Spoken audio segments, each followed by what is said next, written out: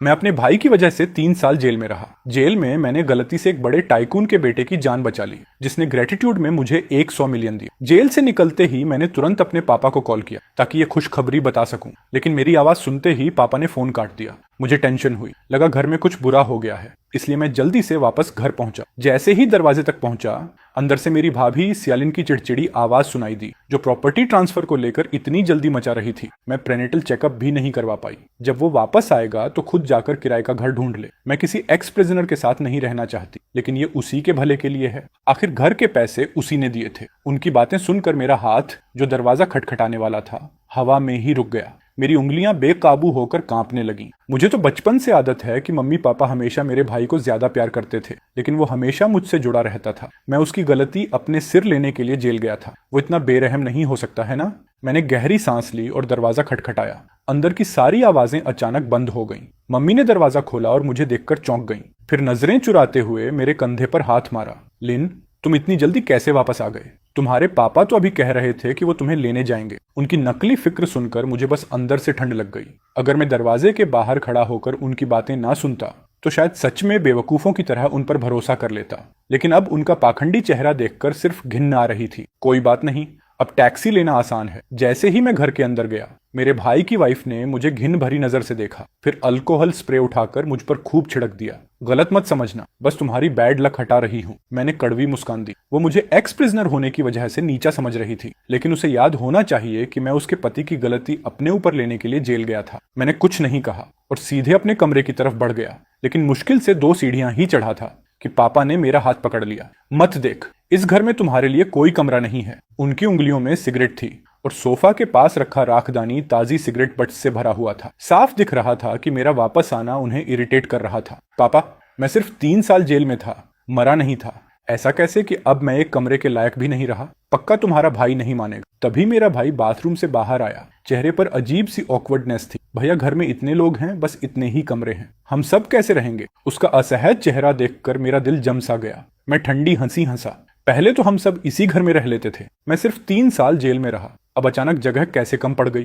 किस हक से मुझे निकाल रहे हो? मत भूलो कि ये घर मैंने कैश देकर खरीदा था। ये सुनते ही उसने अचानक मुझे थप्पड़ मार दिया और उंगली दिखाते हुए बोला, क्या घर खरीद लिया तो खुद को बहुत बड़ा आदमी समझने लगा? तू घर वापस आया है या कर्ज वसूलने? क्या मैं तुझसे घर वापस मांग रहा हूँ? आप लोग तो मुझे एक कमरा तक नहीं दे रहे। मेरे पापा गुस्से से फुफकारे और आंखें तरेड़ते हुए साफ बोल दिया, सुन ले, इस घर में तेरे लिए कोई कमरा नहीं है। अगर रहना है तो बाहर जाकर किराए का घर ले, हम तेरा कुछ नहीं देते। मैं वहीं जम गया, गुस्से से कांप रहा था। सीने में ढेर सारी इमोशंस उमड़ रही थीं। वाह, क्या बात कही है। क्या तुम लोग मुझे बिल्कुल भी सीरियसली नहीं लेते? कौन था जो रो रो कर मुझसे अपनी गलती लेने की भीख मांग रहा था? कौन कह रहा था कि मैं इस परिवार का सबसे बड़ा बेनिफैक्टर हूं? अब तो मैं सिर्फ वही वापस मांग रहा हूं जो मेरा है, मेरा अपना कमरा। क्या ये भी ज्यादा है? याद करो, उस वक्त मम्मी पापा रोते हुए मुझसे कह रहे थे कि मेरा भाई एक प्रेस्टिजियस यूनिवर्सिटी में पढ़ता है, उसका फ्यूचर बहुत ब्राइट है, एक एक्सीडेंट की वजह से उसकी जिंदगी बर्बाद नहीं होनी चाहिए। उन्होंने ये भी कहा था कि जब मैं जेल से बाहर आऊंगा, पूरा परिवार मुझे अच्छे से रिवॉर्ड देगा। मुझे किसी रिवॉर्ड की जरूरत नहीं थी, मुझे बस अपने माता पिता पर तरस आया और मैं अपने भाई से प्यार करता था। इसीलिए मैं उसकी जगह जेल गया ताकि उसे बचा सकूं। मैंने अपनी नौकरी खो दी, अपनी कार बेच दी, अपनी सारी सेविंग्स खत्म कर दी, लेकिन मैंने कभी नहीं सोचा था कि बदले में मुझे फैमिली लव नहीं, बल्कि धोखा और पूरी तरह से टूट जाना मिलेगा। अब मैं सिर्फ अपना कमरा चाहता हूँ, लेकिन पूरा परिवार मिलकर मुझे घर से निकाल रहा है। आंसू चुपचाप गिर रहे थे, लेकिन मैंने दांत भींच लिया ताकि खुद पर कंट्रोल ना खो दूं। भैया, इन 3 सालों में जब तुम जेल में थे, हम लोगों ने भी बहुत मुश्किलें झेली हैं। अब तुम वापस घर में रहना चाहते हो। लोग हमारे बारे में क्या सोचेंगे? तुम हमारे बारे में क्यों नहीं सोच सकते? अचानक मैंने उसका हाथ झटक दिया और बर्फ जैसी ठंडी नजरों से उसकी तरफ उंगली उठाई। सेंटिन, मत भूलो कि जेल में तुम्हें जाना चाहिए था। जिसने परिवार की इज्जत मिट्टी में मिलाई वो तुम थे। तुम मेरे सैक्रिफाइस का मजा ले रहे हो, मेरे घर में रह रहे हो और ऊपर से मुझे ही दोष दे रहे हो कि मैं तुम लोगों के बारे में नहीं सोचता। ये सुनकर मेरे छोटे भाई का चेहरा बेहद खराब हो गया। मैंने तुम्हारा शुक्रिया अदा कर दिया था, अब और क्या चाहिए तुम्हें? मैं तुम्हारा छोटा भाई हूँ, ये सब करना तुम्हारा फर्ज नहीं था क्या? उसकी बेपरवाह एटीट्यूड ने मुझे अंदर तक चोट पहुंचाई। मेरे मम्मी पापा भी उसकी साइड लेने लगे। बड़ा भाई बाप जैसा होता है, अपने भाई के लिए कुछ किया तो क्या उसका एहसान गिनाएगा?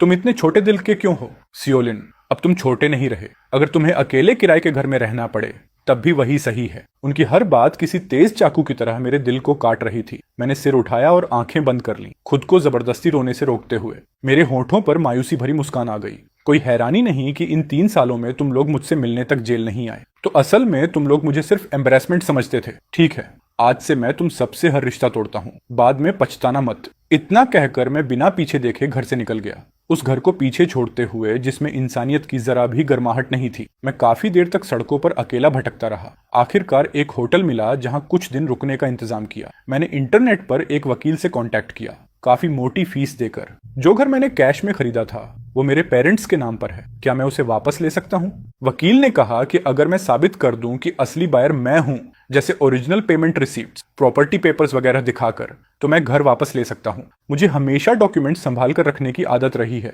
इसलिए वो सब मेरे पास सुरक्षित था। घर वापस लेने के लिए मैंने उसी लॉयर को पूरा मामला संभालने के लिए हायर कर लिया। सब इंस्ट्रक्शंस देने के बाद मैं बिस्तर पर लेट गया। फोन में पड़े 9 डिजिट बैलेंस को देखते हुए मैं गहरी सोच में डूब गया। मैं चाहता हूं कि पूरा परिवार आज के फैसले पर पछताए। अगले दिन मैं सीधे विलास के सेल्स ऑफिस गया। प्रमोशन का फायदा उठाकर मैंने एक ही बार में पूरे 100 मिलियन उड़ा दिए और कैश देकर 10 फुली फर्निश्ड विलास खरीद ली।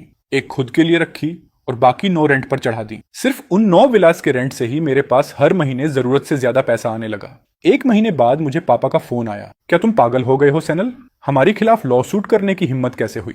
सच में जेल काट कर आए हो, तभी इतने चालाक हो गए हो? फोन के उस पार से ही मुझे पापा का गुस्से से लाल चेहरा दिखता हुआ महसूस हो रहा था। मैं बस हल्का सा मुस्कुराया। मैंने ताने से कहा, क्या ये सब आपने ही नहीं सिखाया? मैं ये घर वापस चाहता हूँ, इसलिए नहीं कि मुझे इसकी जरूरत है, बल्कि इसीलिए क्योंकि मैं नहीं चाहता कि तुम जैसे एहसान फरामोश लोग उसमें रहो। मैंने उनकी गालियां इग्नोर की और इतना बोलकर फोन काट दिया। जैसे ही मैंने फोन नीचे रखा, दरवाजे पर नॉक की आवाज आई। मैंने दरवाजा खोला तो बाहर एक बेहद सेक्सी और खूबसूरत लड़की खड़ी थी। हेलो लैंडलॉर्ड, मैं विला नंबर 2 की टेनेंट हूँ। मेरा नाम सुबंगनुआन है। मुझे वो लड़की हल्का सा याद आई। वही पहली टेनेंट थी जिसने मेरी विला रेंट पर ली थी। डील बहुत स्मूथली हुई थी। उसने उसी वक्त कॉन्ट्रैक्ट साइन कर दिया था। मैंने शांत एक्सप्रेशन के साथ उसकी तरफ देखा। कुछ काम था? सुभान ने हल्के से अपने बाल पीछे किए। उसके गाल थोड़े लाल थे और आंखों में रिक्वेस्ट भरी हुई थी। आज रात मेरी हाउस वार्मिंग पार्टी है। मेरे क्लासमेट्स उस करोड़पति लैंडलॉर्ड से मिलना चाहते हैं जिसने एक साथ 10 विलास खरीद ली। क्या आप आकर मेरा सपोर्ट कर सकते हो? मैं थोड़ा चुप रह गया। ये देखकर सुबंग हुआन जल्दी से पास आई। उसने मेरी स्लीव का किनारा उंगलियों से हल्के से पकड़कर हिलाया और बहुत नरम आवाज में बोली, लैंडलॉर्ड भाई प्लीज, मैं हाथ जोड़ती हूँ। मैंने उन्हें बताया है कि हम बहुत क्लोज हैं, क्या आप मेरी मदद कर सकते हो? इतना कहकर उसने दोनों हाथ जोड़ लिए और सिर हल्का झुकाकर मेरी तरफ देखने लगी। मैं सॉफ्ट लोगों के सामने जल्दी पिघल जाता हूँ और उसकी इतनी रिक्वेस्ट के बाद मेरी बाकी हेजिटेशन भी गायब हो गई। आखिर मैंने सांस छोड़ते हुए मान लिया, ठीक है, मैं आज रात आ जाऊंगा। ये सुनते ही सुबंगन की आंखें चमक उठी और वो खुशी से उछलती हुई चली गई। रात 7 बजे मैं वादे के मुताबिक सुबंगवान के घर पहुंच गया। जैसे ही मैं अंदर जाने वाला था, पीछे से एक जानी पहचानी आवाज सुनाई दी, सेनलिन, तुम हमारा पीछा करते हुए यहाँ तक आ गए। मैंने आवाज की तरफ देखा। वो मेरा छोटा भाई सेनेटन और उसकी पत्नी सियालिन थे। मुझे देखते ही उसका चेहरा अचानक बदल गया। आंखों में घिन भरी हुई थी। स्वर्ण पास आई और कंफ्यूज्ड होकर मुझे और मेरे भाई को देखने लगी। तुम लोग एक दूसरे को जानते हो? बैंग, ये मेरे पति का एक्स प्रिजनर बड़ा भाई है। दिन भर कुछ नहीं करता, बस हमारी प्रॉपर्टी हड़पने की सोचता रहता है। उसकी बात खत्म होते ही सबकी नजरें मुझ पर टिक गईं। घिन, क्यूरियोसिटी और मजाक से भरी नजरें।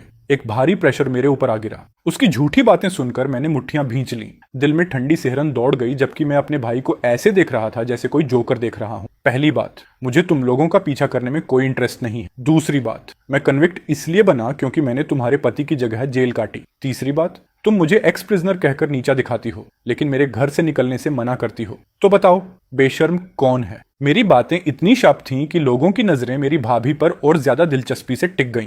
भीड़ की अलग अलग नजरों को महसूस करके मेरी भाभी ने भौहें सिकोड़ ली और शक भरे लहजे में बोली, सियालिन, बेकार की बातें मत करो। वो घर सेनेटेन का है, उसका तुमसे क्या लेना देना? वैसे भी लॉयर की नोटिस घर पहुंच चुकी है। उम्मीद है कोर्ट में भी तुम ऐसे ही जिद्दी बने रहोगे भाई।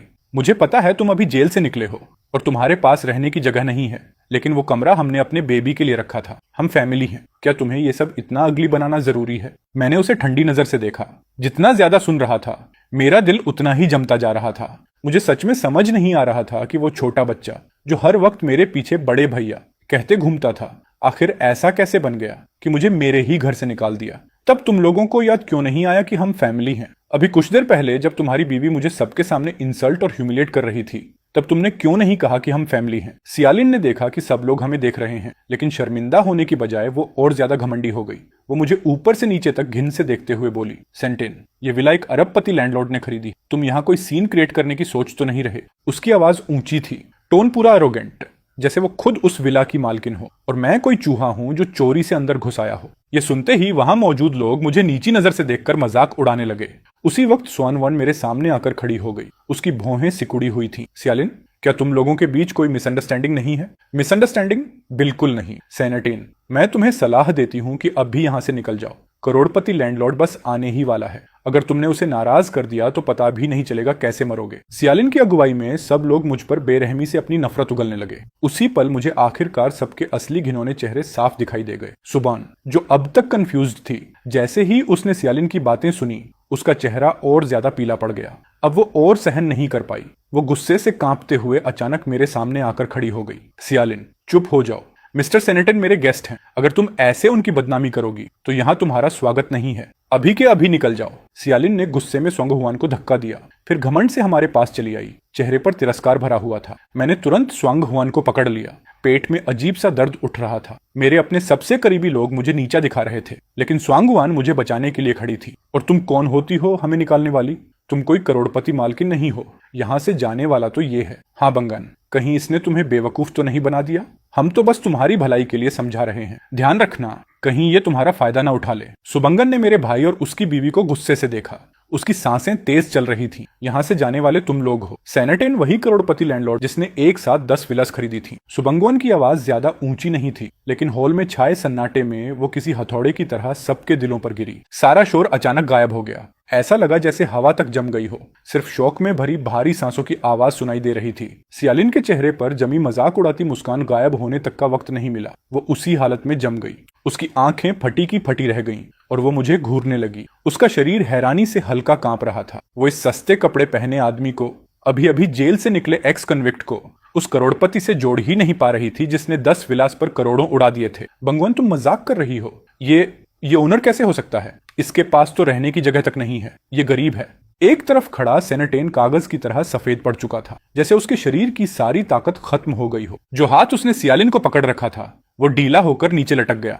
वो मुझे बहुत अच्छी तरह जानता था और मैं भी उसे। मेरी आंखों में उसे गुस्सा नहीं दिखा, सिर्फ ऐसी ठंडक दिखी जैसे मैं किसी अजनबी को देख रहा हूँ। वही ठंडक उसके अंदर ऐसा डर भर रही थी जो उसने पहले कभी महसूस नहीं किया था। भैया, ये क्या हो रहा है? तुम्हारे पास इतना पैसा कहाँ से आया? मैंने उसके सवाल का कोई जवाब नहीं दिया। मैं बस वहीं खड़ा रहा, महसूस करते हुए कि जो नजरें पहले मुझे नीचा दिखा रही थीं, अब उनमें रिस्पेक्ट, क्यूरियोसिटी और शर्म थी। ये एहसास अजीब था। पैसा जो सोशल स्टेटस देता है वो उस पल पूरी तरह सामने आ गया था। मैंने उन फैमिली मेंबर्स को देखा जिनके लिए मैं कभी सब कुछ कुर्बान करने को तैयार था, लेकिन उन्हें टूटते देखकर भी मुझे रिवेंज की खुशी नहीं हुई, सिर्फ एक अंतहीन उदासी महसूस हुई। सुबंगन हुआन ने माहौल की टेंशन को तुरंत महसूस कर लिया। वो पीछे नहीं हटी, बल्कि एक कदम आगे बढ़ी। वो सीधे मेरे बगल में आकर खड़ी हो गई। उसकी ये छोटी सी मूवमेंट जैसे पूरे हॉल के सामने उसका पक्ष साफ बता रही थी। सेनेटेन, सियालिन कॉन्ट्रैक्ट मैंने खुद मिस्टर सैन के साथ साइन किया था। क्योंकि तुम लोग मेरे खास गेस्ट की रिस्पेक्ट नहीं कर रहे, इसीलिए यहाँ तुम्हारा स्वागत नहीं है।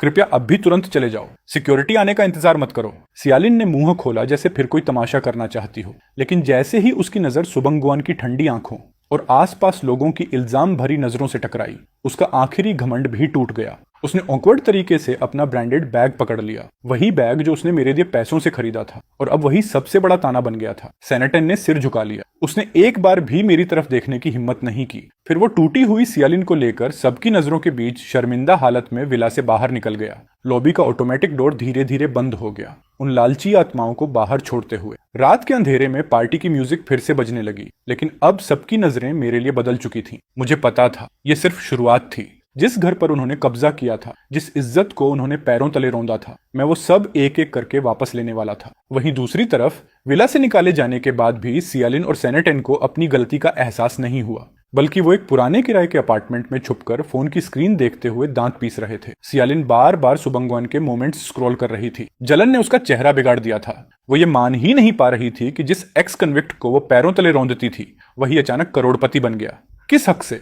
एक निकम्मा आदमी जो जेल में था, वो विला में रहने के लायक कैसे हो गया?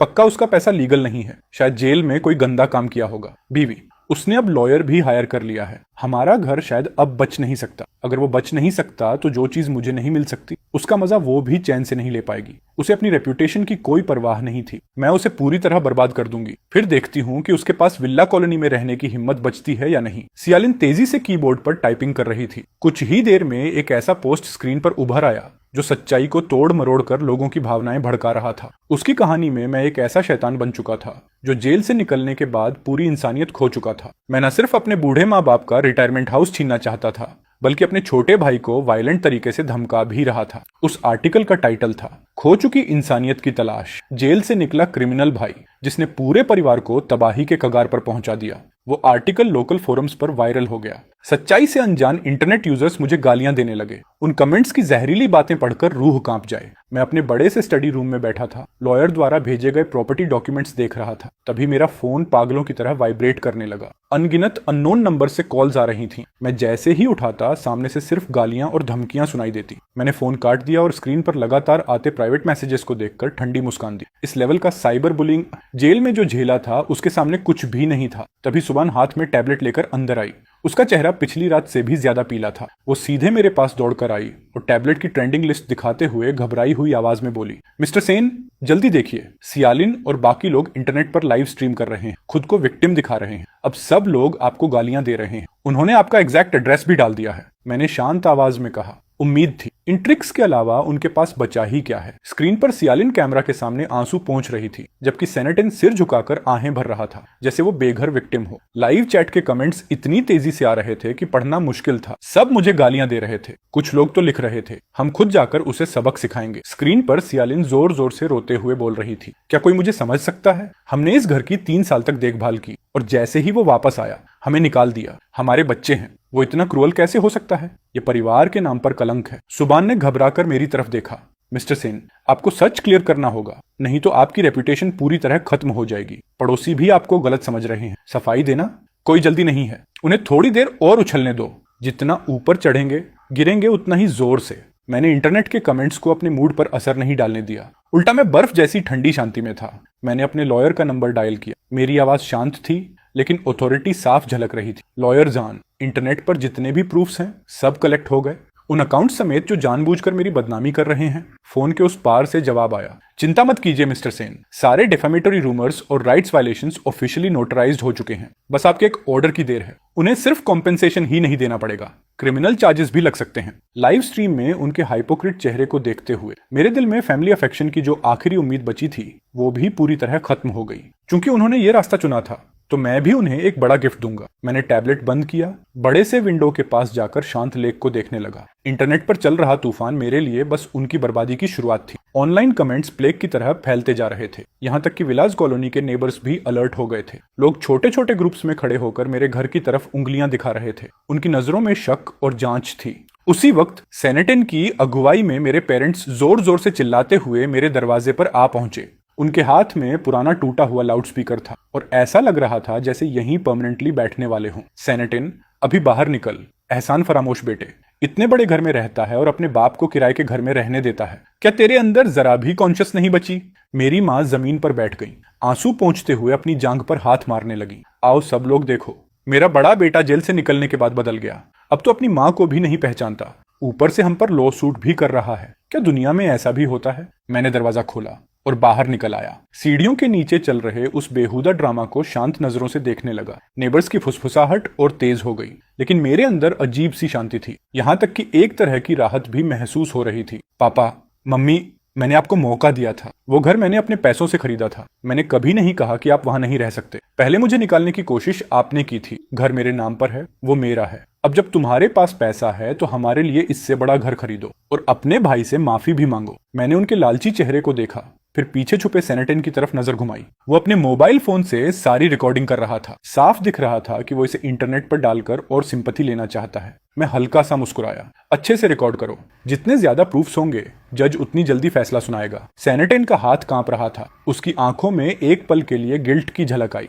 लेकिन अगले ही पल वो खुद को संभाल कर फिर से राइचस बनने का नाटक करते हुए फोन कैमरा के सामने एक्टिंग करने लगा। मेरे पेरेंट्स थोड़ी देर तक हंगामा करते रहे, फिर सिक्योरिटी गार्ड्स ने उन्हें जबरदस्ती वहां से हटाया। हॉल फिर से शांत हो गया। मैं सोफा पर बैठा था, फोन में भरी एंडलेस गालियां देखता हुआ, साथ ही दिमाग में लॉयर की बताई डिटेल्स दोहरा रहा था। तभी सुबान दरवाजा नॉक करके अंदर आई। उसके हाथ में गर्मा गर्म नूडल्स का बोल था। उसकी आंखों में चिंता साफ दिख रही थी, जैसे उसे डर हो कि ये रूमर्स और बदनामी मुझे पूरी तरह तोड़ देंगे। भाई सेन, पहले कुछ खा लो। बाहर लोग जो बोल रहे हैं उसे सीरियसली मत लो। सच देर सबेर सामने आ ही जाएगा। थैंक्स बांगवान, मैं इतना फ्रेजाइल नहीं हूँ। जेल के साल इससे कहीं ज्यादा मुश्किल थे। मैंने आराम से नूडल्स खाना शुरू किया। सुबंगनवान सामने बैठकर मुझे चुपचाप देख रही थी। उसका बिना शर्त भरोसा इस बुराई से भरे वक्त में बहुत कीमती लग रहा था। लेकिन मुझे लगता है आपके पेरेंट्स इतनी आसानी से हार मानने वाले नहीं हैं। कल शायद फिर ट्रबल क्रिएट करेंगे। क्या आप सच में अभी प्रूफ्स पब्लिक नहीं करना चाहते? करने दो तमाशा।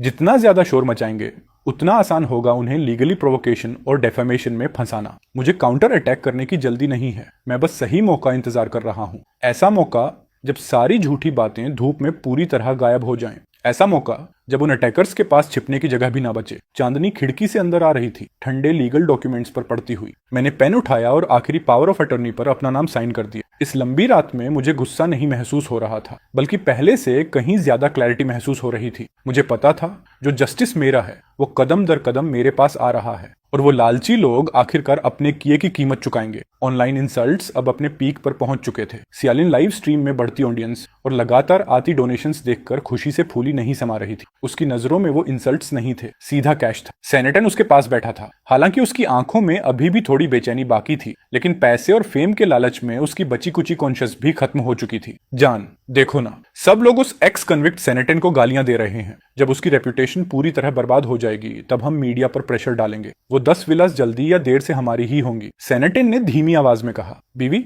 हमने उस पुराने प्रिजन एडमिशन नोटिस तक को ऑनलाइन डाल दिया। अगर उसने पलटकर ये बोल दिया कि मैंने उसकी जगह जेल काटी थी, तब क्या करेंगे? Counter attack? किस प्रूफ के दम पर? सारे सबूत तो बहुत पहले गायब हो चुके हैं। और फिर मम्मी पापा हमारे साइड हैं। कौन एक एक्स कन्विक्ट की बात मानेगा? उसी वक्त विला नंबर 2 के स्टडी रूम में मैं लाइव स्ट्रीम में सियालिन का टेढ़ा मेढ़ा चेहरा चुपचाप देख रहा था। सुआंगवन मेरे पीछे खड़ी थी। उसने टैबलेट को कसकर पकड़ रखा था। गुस्से में उसकी सांसें तेज चल रही थी। भाई सेन, ये लोग बहुत क्रूल हैं। इतने बड़े झूठ कैसे बना सकते हैं? क्या हम सच में अभी कुछ क्लैरिफाई नहीं करेंगे? रिलैक्स, उन्हें थोड़ी देर बादलों में उड़ने दो। जितना ऊपर जाएंगे गिरते वक्त उतना ज्यादा दर्द होगा। मैंने खिड़की के बाहर अंधेरे आसमान को देखा। मेरे दिल में कुछ महसूस नहीं हो रहा था। ये अंधा पागलपन बस तूफान आने से पहले की आखिरी चिंगारियां थीं। अगली सुबह सियालिन बिना जरा सी शर्म के अपने पेरेंट्स और सोशल मीडिया ब्लॉगर्स की टोली लेकर विल्ला के बाहर पहुंच गए। उन्होंने पूरे दिखावे के साथ शले के एंट्रेंस को ब्लॉक कर दिया। कैमराज और माइक्रोफोन्स हर तरफ लगा दिए गए, जैसे कोई भी ड्रामेटिक मोमेंट मिस ना हो जाए। मेरी माँ मेन गेट पर बैठ गईं। अपनी जांघों पर हाथ मारते हुए जोर जोर से रोने लगी। उनकी चीखती हुई आवाज ने आसपास के नेबर्स को भी रोक लिया। सब लोग फैसला करो, वो चिल्लाईं। मेरा बड़ा बेटा जेल से निकलकर जानवर बन गया है। वो अपने माँ बाप को घर से निकालना चाहता है, ऊपर से अपने छोटे भाई की प्रॉपर्टी भी छीनना चाहता है। हम बूढ़ों को कब्र में पहुंचाकर ही मानेगा। जर्नलिस्ट्स खून की गंध सूंघ चुके शार्क्स की तरह आगे घुस रहे थे।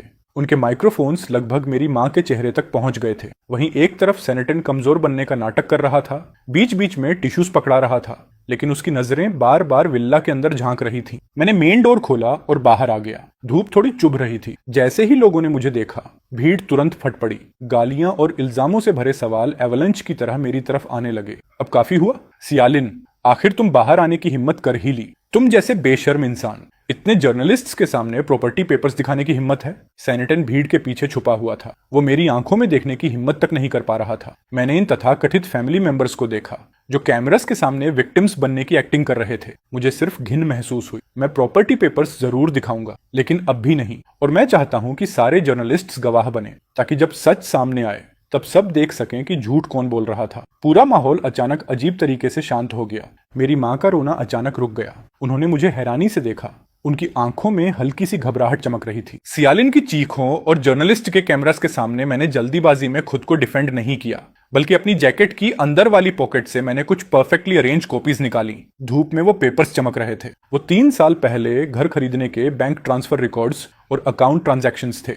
मैंने वो कॉपीज सबसे आगे खड़े जर्नलिस्ट को पकड़ा दी। जैसे ही उसकी नजर अमाउंट और पेयर के नाम पर गई, उसके चेहरे का एक्साइटमेंट तुरंत शौक में बदल गया। आसपास के रिपोर्टर्स तुरंत करीब आ गए और कैमरास के क्लिक्स लगातार गूंजने लगे। 3 साल पहले मैंने इस घर की पूरी पेमेंट 3 इंस्टॉलमेंट्स में की थी, कुल 4,20,000। हर पेमेंट मेरे पर्सनल अकाउंट से गई थी। मेरी माँ जो अभी तक जमीन पर बैठकर हंगामा कर रही थी, अचानक रोना बंद कर दिया। उन्होंने उन पेपर्स को घूरा, फिर पीछे खड़े सेनेटन की तरफ मदद मांगती नजरों से देखा। सेनेटन का चेहरा सफेद पड़ गया। वो इंस्टिंक्टिवली भीड़ में थोड़ा पीछे हट गया। तो क्या हुआ? प्रॉपर्टी टाइटल तो मम्मी पापा के नाम पर है, तुम बस सपना देख रहे हो, अब पछताने का कोई फायदा नहीं। जर्नलिस्ट्स आपस में फुसफुसाने लगे। पब्लिक ओपिनियन का रुख धीरे धीरे बदलने लगा था। मैंने सियालिन के जबरदस्ती वाले एरोगेंस को देखा और मुझे बस हंसी आई। उसे लगता था कि लॉ सिर्फ टाइटल देखता है, लेकिन उसे ये नहीं पता था कि कंप्लीट एविडेंस चेन उसके सारे सपने तोड़ने के लिए काफी। तो लॉयर जान, कृपया इस मैडम को समझाइए कि लीगल होल्डिंग बाय रिप्रेजेंटेशन और इलीगल ऑक्यूपेशन में क्या फर्क होता है। एक तरफ खड़े लॉयर जान ने अपना चश्मा ठीक किया, फाइल खोली और उनकी कोल्ड प्रोफेशनल प्रेजेंस ने पूरे शोरगुल वाले माहौल को तुरंत शांत कर दिया। बाहर गेट पर कॉन्फ्रंटेशन अभी भी चल रहा था, लेकिन मैं मुड़कर वापस लिविंग रूम में चला गया। सुबंगनुआन ने मुझे गर्म पानी का ग्लास दिया। उसके हाथ अभी भी हल्के कांप रहे थे। साफ था कि वो पहले वाले पागलपन से डर गई थी। भाई सेन, वो लोग अभी तक नहीं गए और सियालिन शायद फोन करके और लोगों को बुला रही है। मैंने अपना फोन निकाला और सेनेटन का भेजा प्राइवेट मैसेज खोला। गेट पर पड़े प्रेशर की वजह से वो भाई जो हमेशा औरतों के पीछे छुपता था, आखिरकार टूटने लगा था। वॉइस मैसेज में हल्की प्लीडिंग और गहरा डर साफ सुनाई दे रहा था। भैया प्लीज, वो बैंक रिकॉर्ड्स वापस ले लो। अगर कंपनी को पता चल गया कि ये घर मैंने तुमसे छीना था तो मैं बर्बाद हो जाऊंगा। मैंने मैसेज सुना, लेकिन कोई जवाब नहीं दिया। सेनेटन जैसे लोग तभी याद करते हैं कि मैं उनका भाई हूं जब उनके खुद के इंटरेस्ट खतरे में पड़ते हैं। मैंने फोन बंद कर दिया। मेरी नजर विंडो के बाहर गई, जहां मेरे पेरेंट्स कैमरास के सामने विक्टिम्स बनने की एक्टिंग कर रहे थे। उन्होंने अपने छोटे बेटे के फ्यूचर के लिए बिना झिझक अपने बड़े बेटे के 3 साल सैक्रिफाइस कर दिए थे, और अब छोटे बेटे के घर के लिए वो बड़े बेटे को हमेशा के लिए बदनाम करना चाहते थे। उनके लिए फैमिली अफेक्शन बस एक इस्तेमाल करने वाली बार्गेनिंग चिप थी। बाहर सियालिन को शायद कोई और कॉल आया था। उसका चेहरा अचानक सफेद पड़ गया। उसने डर के साथ विल्ला की दूसरी मंजिल की तरफ देखा और उसका फोन लगभग हाथ से गिर गया। मैं समझ गया, लॉयर जान की दूसरी लीगल वार्निंग उसके फोन पर पहुंच चुकी थी। साइबर वायलेंस की असली मास्टरमाइंड अब आखिरकार कानून की ठंड महसूस करने लगी थी। उसी वक्त जब सेनेटन फिर से चिल्लाकर नया ड्रामा शुरू करने वाला था, भीड़ के बाहर एक ब्लैक रोल्स रॉयस धीरे धीरे आकर रुकी। उसकी number plate special repeated numbers वाली थी। उस कार की अपीयरेंस ने पूरे नॉइज माहौल को पल भर में शांत कर दिया। यहाँ तक कि सबसे अग्रेसिव ब्लॉगर्स ने भी बिना सोचे अपने स्टेबलाइजर्स नीचे कर दिए। कार का डोर खुला और एक इम्पोजिंग प्रेजेंस वाला जवान आदमी बाहर उतरा। उसने हाई एंड कस्टम सूट पहन रखा था। उसने आसपास की शॉक्ड नजरों को इग्नोर किया और सीधे मेरी तरफ चला आया, जहां मैं सीढ़ियों पर खड़ा था। सबकी अविश्वासी नजरों के सामने उसने मुझे गले लगाया और बोला, भाई सेन, सुना जेल से निकलने के बाद तुम्हें कुछ ट्रबल हो रहे हैं, क्या तुम्हें मदद चाहिए? मैं हल्का मुस्कुराया। यंग मास्टर लिन, बस कुछ फैमिली मैटर्स हैं। लेकिन तुम्हें पता कैसे चला? ये जवान आदमी और कोई नहीं बल्कि सबसे अमीर लिन फैमिली का इकलौता बेटा था, लिन चेन। 3 साल पहले जेल में मैंने जिसकी जान बचाई थी वो यही था। उसकी मौजूदगी वहां मौजूद हर इंसान के चेहरे पर पड़े एक इनविजिबल स्लैप जैसी थी। लिन ग्रुप का यंग मास्टर? इम्पॉसिबल। वो एक एक्स कन्विक्ट को कैसे जान सकता है? लिन चेन ने ठंडी नजरों से भीड़ को देखा। X convict? उसने किसी की जान बचाई थी और कुछ ऐसे कावर्ड्स की जगह सजा काटी थी जिनमें अपने किए की जिम्मेदारी लेने की हिम्मत नहीं थी। 3 साल पहले वाले एक्सीडेंट की फाइल्स मैंने ऑलरेडी लॉयर्स को इन्वेस्टिगेशन के लिए भेज दी हैं। सच बहुत जल्द सामने आ जाएगा। सच शब्द सुनते ही भीड़ में छुपा सेनेटन अचानक कांप उठा। उसकी टांगों से ताकत निकल गई और वो सीधे जमीन पर गिर पड़ा। जिस चीज से वो सबसे ज्यादा डरता था आखिरकार वही हो गया। सबसे अमीर लीन फैमिली की इन्वॉल्वमेंट का मतलब था कि उसकी पूरी जिंदगी में बनाई गई झूठ की इमारत अब पूरी तरह टूटने वाली थी। लिन चेन के आते ही रिपोर्टर्स ने तुरंत अपना टारगेट बदल लिया। अब वो मुझसे ये नहीं पूछ रहे थे कि मैं अपने पेरेंट्स को क्यों निकाल रहा हूँ। अब वो पागलों की तरह 3 साल पुराने एक्सीडेंट के सस्पिशियस पॉइंट्स के बारे में पूछ रहे थे। तूफान का सेंटर अब सीधे सेनेटन बन चुका था। वहीं लिविंग रूम के अंदर लिन चेन द्वारा लाया गया टॉप टियर लीगल टीम अब पूरी पब्लिक कम्युनिकेशन अपने कंट्रोल में ले चुका था। सुआंगोन मेरे लिए चाय और पानी सर्व करने में बिजी थी। इस अचानक मिले सपोर्ट को देखकर उसकी आंखों की चिंता आखिरकार खत्म हो गई और उसकी जगह एडमिरेशन आ गई। भाई सेन, उस समय आप बहुत भोले थे। ऐसी फैमिली के लिए कुछ भी सैक्रिफाइस करना वर्थ नहीं था। मैं हल्का सा मुस्कुराया। उस वक्त मुझे लगता था फैमिली ही सब कुछ होती है। अब जब सब साफ दिख रहा है तो अजीब तरह की राहत महसूस हो रही है। उसी वक्त मेरा फोन बजा। पापा का कॉल था। इस बार उनकी आवाज में पहले वाली एरोगेंस और गालियां नहीं थी, सिर्फ एक टूटी हुई भीख मांगती आवाज थी। शियाओलिन, प्लीज यंग मास्टर लिन से कहो रुक जाए। अगर उन्होंने सेनेटन को अरेस्ट करवा दिया तो हमारा पूरा परिवार खत्म हो जाएगा। वो तुम्हारा अपना भाई है, तुम उसे बर्बाद होते हुए कैसे देख सकते हो? मैंने ठंडी आवाज में जवाब दिया। पापा, मैं उसके लिए 3 साल जेल काट चुका हूँ। हमारा हिसाब बराबर हो चुका है। अब आगे वो अपनी जिंदगी खुद संभाले। इतना कहकर मैंने फोन काट दिया और उनका नंबर सीधे ब्लॉक कर दिया। बाहर सेनेटन कई रिपोर्टर्स के बीच घिर चुका था। उसके पास भागने का कोई रास्ता नहीं था। जो चेहरा पहले सुपीरियरिटी से भरा रहता था अब पूरी तरह डेस्परेशन में डूबा था। मैं विंडो से वो केओस देख रहा था, लेकिन मेरे दिमाग में अगला कदम चल रहा था। उस घर को वापस लेना सिर्फ शुरुआत थी। मैं चाहता था कि उन्हें समझ आए, डिग्निटी और फैमिली अफेक्शन कोई ऐसी चिप्स नहीं है जिन्हें वो अपनी मर्जी से इस्तेमाल कर सकें। लिन चेन की इंटरवेंशन किसी डीप सी बॉम्ब की तरह थी, जिसने सेन फैमिली की आखिरी छत भी उड़ा दी। जब ये खबर आई कि इन्वेस्टिगेशन में कोऑपरेट करने के लिए पुलिस सेनेटन को ले गई है, तब मेरे पेरेंट्स, जो अभी तक इन्फ्लुएंसर बनकर अमीर होने का सपना देख रहे थे, पूरी तरह टूट गए। इस बार वो रिपोर्टर्स या लाउड स्पीकर नहीं लाए थे। दो खाली कठपुतलियों की तरह एक दूसरे का सहारा लेकर मेरे स्टडी रूम के दरवाजे तक पहुंचे। मेरे पापा के वो हाथ जो पहले हमेशा मुझे गालियां देते हुए उठते थे, अब बुरी तरह कांप रहे थे। उनकी आवाज भारी और लगभग भीख मांगती हुई थी। शियाओलिन, प्लीज बस यंग मास्टर लिन से एक शब्द कह दो। उस साल वाली बात दब सकती है। तुम्हारा भाई उसके बच्चे हैं, वो जेल नहीं जा सकता। मैंने उनके माथे की गहरी झुर्रियों को देखा, लेकिन दिल में जरा सी भी सिंपैथी महसूस नहीं हुई। इन कुछ दिनों ने इस फैमिली के लिए बची हुई सारी ग्रेटिट्यूड मिटा दी थी। अचानक मेरी माँ जमीन पर घुटनों के बल बैठ गईं और जोर जोर से रोने लगी। शियाओलिन, माँ तुमसे हाथ जोड़कर विनती करती है, बस अपने भाई को छोड़ दो। हमें घर नहीं चाहिए, हम गांव लौट जाएंगे, खेती करेंगे। मैंने धीरे से कहा, ठीक है, वैसे भी वो घर हमेशा से मेरा था। जहां तक सेनेटन की बात है, उसे कानून इंसाफ देगा, मैं नहीं। मेरी माँ का रोना स्टडी रूम की खामोशी में बहुत तेज सुनाई दे रहा था। मैंने आंखें बंद कर लीं। दिमाग में जेल जाने से पहले वाला अपना चेहरा उभर आया, उम्मीदों और फैमिली लव से भरा हुआ। उस वक्त मुझे लगता था फैमिली को प्रोटेक्ट करना मेरा ड्यूटी है, लेकिन मुझे नहीं पता था कि वही जिद्दी प्यार 3 साल तक मेरी बेड़ियां बन जाएगा। सेंटन के अरेस्ट होने के बाद सियालिन ने आखिरकार अपना हिपोक्रेट मास्क पूरी तरह उतार फेंका। उसे पता चल चुका था कि सब खत्म हो गया है, इसलिए उसने कोर्ट की फोर्स्ड एग्जीक्यूशन से पहले घर की हर कीमती चीज बेचकर ले जाने का प्लान बना लिया। सोफा फाड़ दिया गया, महंगे लैंप्स आधे खोल दिए गए, यहाँ तक कि दीवारों पर लगे डेकोरेटिव पेंटिंग्स भी उसने गुस्से में तोड़कर उतार दिए। वो किसी डरे हुए हंटिंग डॉग की तरह थी, जो अपना टेरिटरी खोने से पहले आखिरी मांस का टुकड़ा नोच लेना चाहता हो। मुझे फर्क नहीं पड़ता, ये सेकंड हैंड फर्नीचर जैसे भी बिके, बेच दो। और वो फ्रिज भी, शाम तक सब हट जाना चाहिए। जब वो पागलों की तरह सामान हटाने में लगी हुई थी, तभी लॉयर जान कोर्ट के कुछ यूनिफॉर्म पहने कर्मचारियों के साथ गेट पर पहुंचा। घर के अंदर फैले कचरे को देखकर लॉयर जान ने भौहें सिकोड़ ली। मिसेज एशिया, कोर्ट के सीजोर ऑर्डर के मुताबिक इस प्रॉपर्टी की सारी फिक्स्ड फैसिलिटीज और एक्सेसरीज प्रोटेक्टेड हैं। आपकी हरकत इंटेंशनल प्रॉपर्टी डैमेज के अंडर आती है। सियालिन पागलों की तरह चीखती हुई सीजर्स लेकर उनकी तरफ झपटी। दफा हो जाओ यहाँ से, ये मेरे पति का घर है। उस एक्स प्रिजनर सेनगली को इसे लेने का कोई हक नहीं। मैं इसे तोड़ दूंगी, लेकिन उसे एक ईंट भी नहीं दूंगी। कोर्ट स्टाफ जल्दी से उसे पकड़ने दौड़े। सियालिन धूल से भरे फ्लोर पर गिर गई।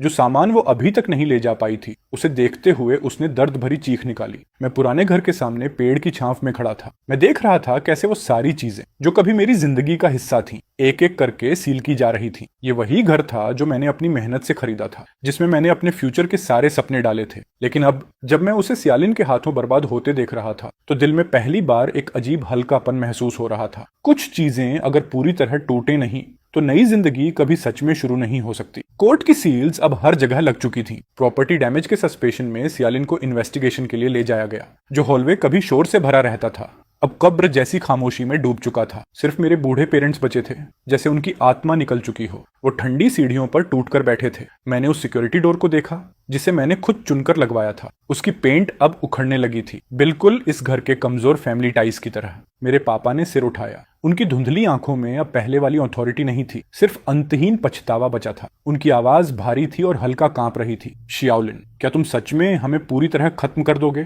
तुम्हारा भाई अंदर सफरिंग झेल रहा है और तुम यहाँ उसका घर छीन रहे हो। क्या तुम्हारी कॉन्शियंस को कुत्ते खा गए हैं? मैंने शांत नजरों से उन्हें देखा। पापा, कॉन्शियंस तो मैंने 3 साल पहले जेल में ही खो दी थी। मैं इस घर को रेनोवेट करवाऊंगा, लेकिन आज के बाद मैं आप लोगों को यहाँ कदम रखने नहीं दूंगा। ये सुनते ही मेरी माँ फिर से जांग पीट कर रोने वाली थी, लेकिन तभी एक नरम मगर मजबूत हाथ ने उन्हें रोक लिया। सुबंगवन पता नहीं कब हॉलवे के आखिर में आकर खड़ी हो गई थी। उसने प्रोफेशनल सूट पहना हुआ था और हाथ में कई लीगल डॉक्यूमेंट्स थे। उसने मेरे पेरेंट्स को पोलाइटली ग्रीट किया, लेकिन उसकी आवाज में कोई बहस की गुंजाइश नहीं थी। अंकल, आंटी, मैं मिस्टर सेन की पर्सनल असिस्टेंट हूँ। इस प्रॉपर्टी के आगे के हैंडलिंग का पूरा लीगल प्रोसेस कंप्लीट हो चुका है। अगर आप लोग आगे भी डिस्टर्बेंस क्रिएट करेंगे, तो मैं मिस्टर सेन की तरफ से पर्सनल रेस्ट्रेनिंग ऑर्डर फाइल करूंगी। मेरे पेरेंट्स उसकी प्रोफेशनल प्रेजेंस से पूरी तरह सकरस्तंड रह गए। घर में ड्रामा करना उनकी आदत थी, लेकिन कानून, और रूल्स की लैंग्वेज बोलने वाले एजुकेटेड लोगों से वो डरते थे। मैंने उसे देखकर थोड़ा सरप्राइज होकर पूछा, तुम यहाँ कैसे? सुबंगवान हल्का मुस्कुराई।